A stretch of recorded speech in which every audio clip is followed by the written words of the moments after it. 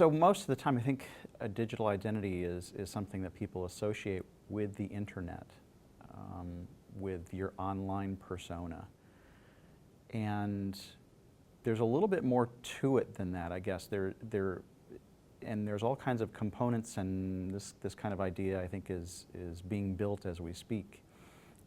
So, you know, in the past where digital identity might have been just something that was online, there's also digital data that's out there that can somewhat be incorporated into your entire digital identity.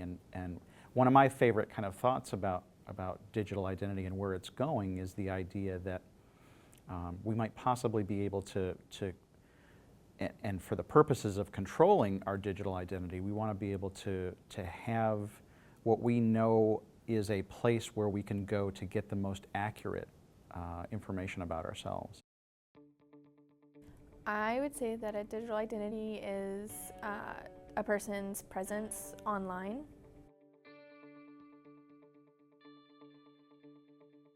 A digital identity, I guess it would have to be something, I guess your presence on the internet, something that you have built up, like a Facebook profile or a Twitter profile or something like that. Yeah. What's a digital identity? For me, a digital identity is a lot of things. One of the first ways I think of a digital identity, and it's how it's kind of come up, at least when I first started thinking about it, was kind of a system whereby you had a presence across several accounts online. That would mean you had a space where you stored your files, where you stored your images, where you stored your videos. Maybe you did your taxes in an online space. Maybe you kind of had certain dental records, medical records, all these spaces, and you kept them in some online space. And that might be a way of kind of managing your identity. But I think more and more where identity begins to become far more complex and rich is identity happens within a triangulation or within a relationship with several other people across several different sites, where a lot of the kind of familial personal relations we see happening in face-to-face, real world, start kind of happening in equally complex ways online. And I think the most interesting thing for me about digital identity is how it challenges some of our kind of preconceptions about what identity is. And I think that goes in line with stuff like who we are in terms of class, meaning how much money maybe we have, race, ethnicity, gender. I think the same thing starts to come into some weird, strange, refractive point when you think about what it means to be mediated online as a person in a context that holds all of those realities, but then virtualizes them. Gosh, many. I mean, I think that for me, it's one of the challenges in my world is I think that in some ways my personal life and my professional life intertwine. It's hard for me to sort of pull out the Audrey that's the writer, the education writer, from the Audrey that's Audrey. And so I think that that's, I think that what I find instead is I think that there are different times when I have to, instead of wielding different identities per se, there are times when I wield sort of different rhetorical tools in order to make arguments or make cases in different contexts. That's a tough one. I probably have more than 10 digital identities. 2, I would say. I have a Facebook and I have an Instagram. Facebook I try to keep as professional as possible because I also teach and I have the business that way. And recently, people tell you, you know, you need to, especially for job hunting and things of that nature, you need to keep your Facebook clean. And I try to keep it even more high. I have a higher maintenance on it, even I think, than most people my age, just because if I've already entered that professional world a little bit.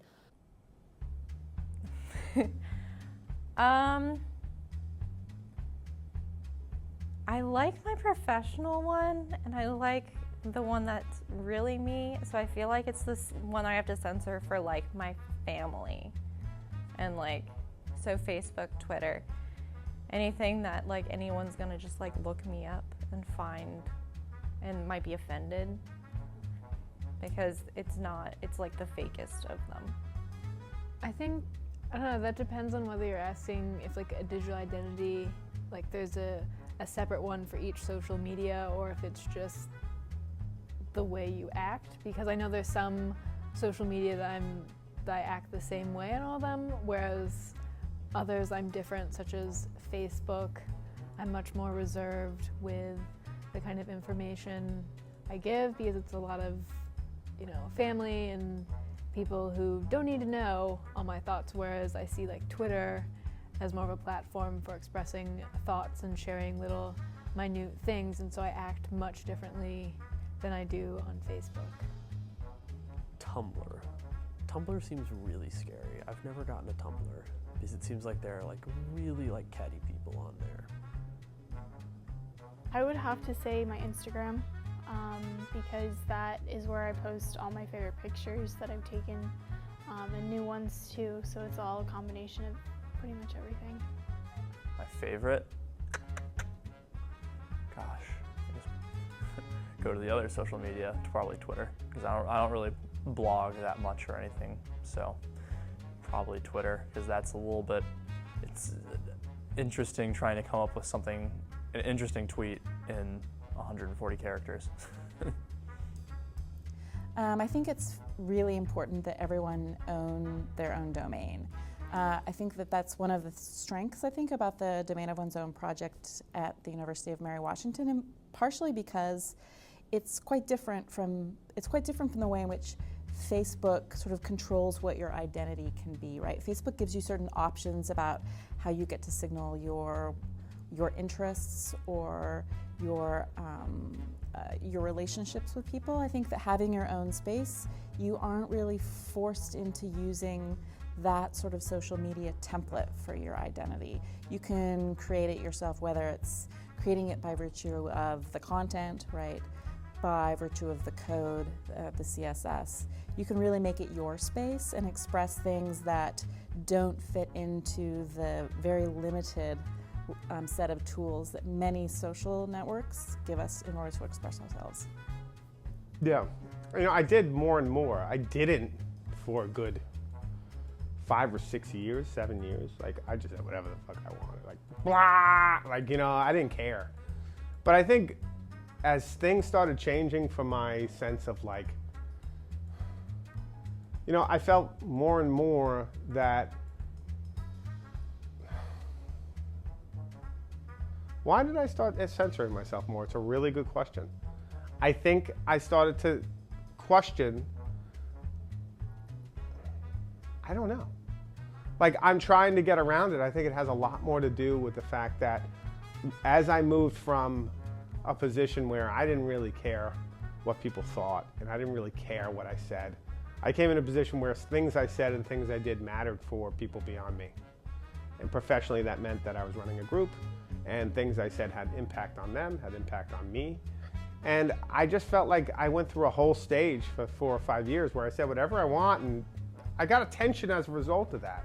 But I never felt the attention was very useful to get done what I wanted to get done. It was just something that was taken and twisted in weird ways. And I felt like saying whatever you want at any time has some real power, but it opens up some real spaces for the work and stuff you're doing to be subverted and taken in different context. And I think that's the thing that I figured out, maybe working through the question as I'm answering it, is I realized on spaces like Twitter, where a lot of that stuff happens, more than even in my blog, because no one reads my blog. So if I said something subversive, they'd be like, oh wait, what? Like, you wrote that? I had no idea. Like, so it's the tree falls in the forest. Twitter is different. People read Twitter, people take Twitter in a completely different context, and if you say something and you don't have the context and the complexity that comes around it, you lose so much. And I think Twitter, I started to realize that I lost a lot of control. Not that I believe I have control of any intentionality of the stuff I write or say, but I really did feel like Twitter was a different space, and I started to realize how I'd use it and what I was using it for. That context was so important, but it was absent. So I guess I did, and I don't ever really censor myself on my blog. But I find when I want to respond to someone or say something in Twitter, I always think like, oh no, like what if in this context this person sees it? And I think maybe that also exercises for me how Twitter is a tool that maybe I'm beyond. No, I don't mean like above. I mean like it's just not serving its purpose for me anymore. That's a good question. And I think if I start to censor myself, I start to wonder, that's personal. Like there's shit going on in me that has to be dealt with. Not really the internet. I don't know. That's a really good question and one I was not ready for.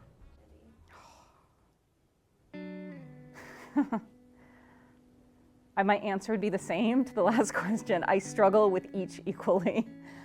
I don't see, it's funny, like I think, again, probably this has something to do with my age and like where I was in kind of in my own like process of maturing when I came online.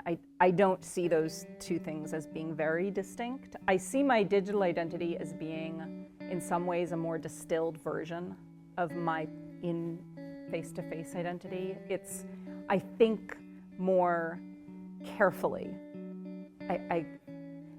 There's a way in which when you're putting your identity online, there's this alterity to it. Like when you're talking about your in-person, your meet space identity, it's just who you are. Like, and you can't spend a lot of time, like it's not healthy to spend a lot of time like sitting here watching it, like asking yourself, did I make a good choice? Should I not have said that? What did that sound like? What did people think of me? Like that's just not a really healthy like headspace to be in, I think. But when you're talking about your identity online, there's this otherness to it. Like there's this disconnect and this separation that I think it's difficult not to be reflective as a result, because it is in essence a reflection. Like it's this crafted thing as opposed to kind of the kind of almost innate aspect of your face-to-face identity. My digital one, because I feel like my real who I am in everyday life has a lot of social pressure and a lot of like self-monitoring that that is pretty like stable among the different environments. Like I'm always going to be careful about like how others perceive me, but my digital identities can be different on a spectrum. And I get to decide how much self-monitoring I can do. Probably my in-person identity, because I know, maybe not for myself, but for other people, they're so quiet in person and they have such a,